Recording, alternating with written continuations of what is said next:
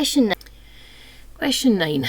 New Zealand mud snails, oh, they always give me the bigger ones that I'm not even attempting, okay, are widely distributed in freshwater streams and lakes in New Zealand. Snail populations consist of females that reproduce asexually by parthenogenesis, together with females that reproduce sexually by cross-fertilization with males. Suggest 2 disadvantages of sexual reproduction. Okay, there really are the only 2 that you're going to be able to give here. So the first one is that you only pass on half of a successful genotype. Like, you have a successful design there. Okay, everything is functioning. They're obviously a successful individual, and then they only get to pass on half of it. So therefore, that's not great. Okay, or obviously there's a variation plus, but there's also that variation might be minus. And the other one is that you have half of the population that is not producing offspring. So you have that males do not produce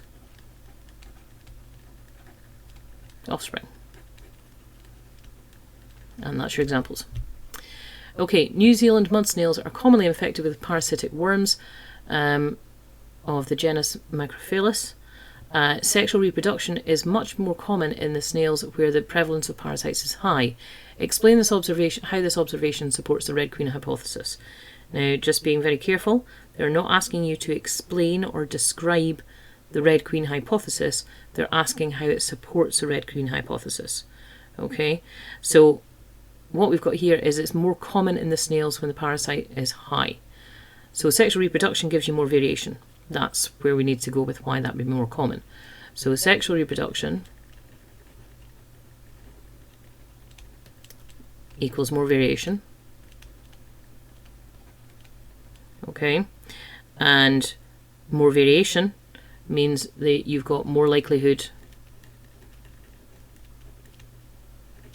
of not escaping the parasitism, but more likelihood of, again, not even survival, resistance, tolerance, but you've just got that increased chance to the parasite.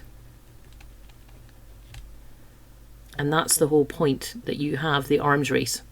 Okay, because the parasite will then, again, they tend to be quick changeovers of what they're doing, so their increased change of mutation rate or whatever will then drive, again, the variation.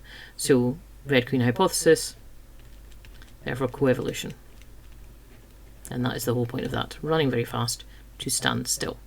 Right, the New Zealand mud snail has become invasive by spreading beyond its native habitat to colonise areas of Europe and North America.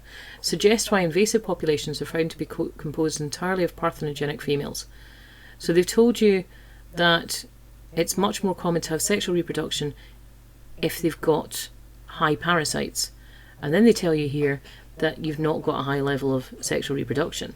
So basically what that's saying is it's a low parasite load. Okay, so we're expecting low parasite levels because they're not in their natural habitat, which is what we have from higher for why we think you get invasive species, because they are, one, happy where they are, they've got everything perfect for them, tolerance curves, bang in the middle, all that stuff, but also that they have not got their normal parasites and that they've not got their normal predators, which would normally be competing and keep them in check and stuff. And that's the question.